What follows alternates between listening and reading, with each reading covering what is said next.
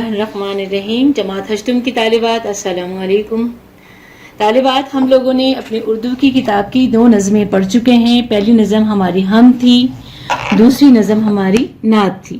دونوں نظموں کے ہم مشقی کام تقریباً مکمل کر چکے ہیں اور امید ہے کہ آپ لوگوں نے کاپی پہ ان دونوں نظموں کا کام کر لیا ہوگا.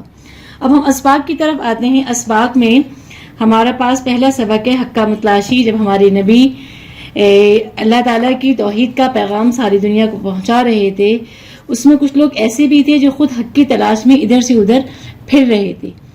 یہ اسی طرح کا ایک سبق ہے جو ہم پڑھیں گے تو ہمیں پتہ چلے گا. سبق کا نام ہے حق کا متلاشی. پیج نمبر ہے 15. مشکل الفاظ کے معنی ابھی پڑھوں گی. جب ہم مشقی کام کریں گے تب ہم ان الفاظ کے معنی اپنی کاپی پر لکھیں گے. پھر بھی درمیان میں کوئی آئیں گے تو میں آپ کو ساتھ کے ساتھ بتاتی جاؤں گی. مشکل الفاظ پڑھ رہی ہوں میں. سنسار، بپتسمہ، آتش کدہ، تجہیز و تکفین، صعوبت، دین حنیف، مبعوث ہونا، فطور، غریب الوطن. بلند خوانی شروع کر رہی ہوں طالبات. حضرت محمد مصطفیٰ صلی اللہ علیہ وآلہ وسلم کی دنیا میں تشریف آوری سے پہلے کی بات ہے. فارس یعنی ایران کے شہر اصفہان کے قریب ایک گاؤں جی کے ذمہ دار کے گھر بیٹا ہوا. ذمہ دار نے بیٹے کا نام مابا رکھا. ذمہ دار اور اس کا خاندان آتش پرست تھا. یہ لوگ آگ کی پوجا کرتے تھے. چنانچہ ماما نے بھی اپنے والدین کا مذہب اختیار کیا، مگر مابا اپنے مذہب میں ایسا ڈوبا کہ ہم عمر لڑکوں کے برعکس شوخیوں اور شرارتوں کے بجائے ہم وقت آتش کدے کی خدمت میں مصروف رہنے لگا. وہ ایک سادہ اور خاموش طبع لڑکا تھا اور عموماً سوچوں میں گم رہتا تھا. شاید وہ اس آگ کے بارے میں سوچتا ہو کہ آگ جو زندہ رہنے کے لیے انسانوں کی محتاج ہے، یہ بھلا خدا کیسے ہو سکتی ہے. ایک دن اپنے کھیتوں کی طرف جاتے ہوئے مابا گرجا گھر کے قریب سے گزرا. عیسائی اس وقت بآواز بلند مناجات پڑھ رہے تھے.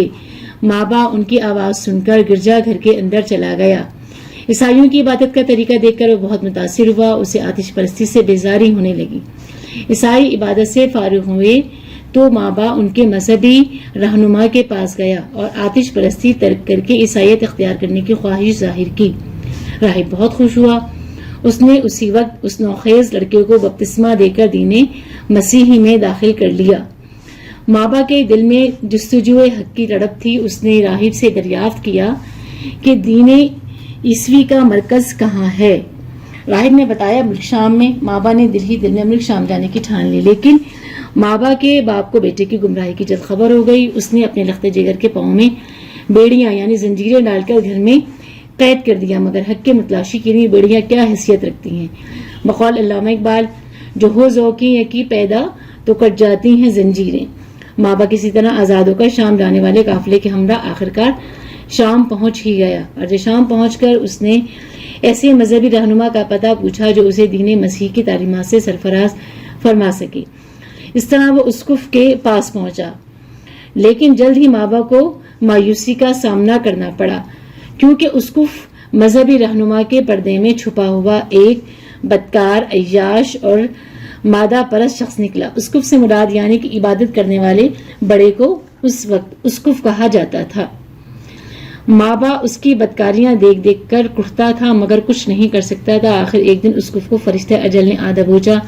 لوگ اس کی تجہیز و تکفین کے لیے جمع ہوئے تو مابا نے اس کا کچا چٹھا کھول کر لوگوں کے سامنے رکھ دیا اور انہیں اس کی جمع کی دولت کے پاس کھڑا کیا، جو سونے چاندی سے بھرے ہوئے 7 مٹکوں پر مشتمل تھی. لوگ یہ منظر دیکھ کر مشتعل ہو گئے یعنی کہ غصے میں آ گئے.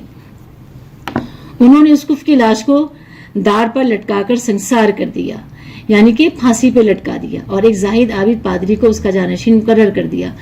مابا دل و جان سے اس پادری کی خدمت کرتا رہا، لیکن تھوڑا عرصہ گزرا تھا کہ پادری بیمار ہوا اور یہی بیماری اس کے لیے جان لیوا ثابت ہوئی.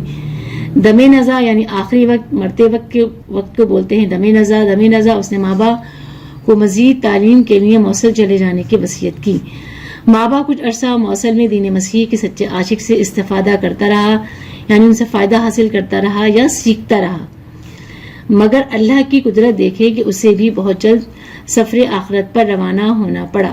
اس نے مرتے وقت مابا کو قریب بلایا اور اس کے سر پر دست شفقت پھیرا یعنی پیار سے سر پر اس کے ہاتھ پھیرا اور کہا، مجھے حوالہ خاک کرنے کے بعد تم نصیبین چلے جانا. میرے علم کے مطابق وہاں کا راہب دین مسیحی کی حقیقی روح کے مطابق تمہاری تربیت کرے گا، کیونکہ دوسرے لوگوں نے دین کو بدل ڈالا ہے اور گمراہ ہو گئے ہیں.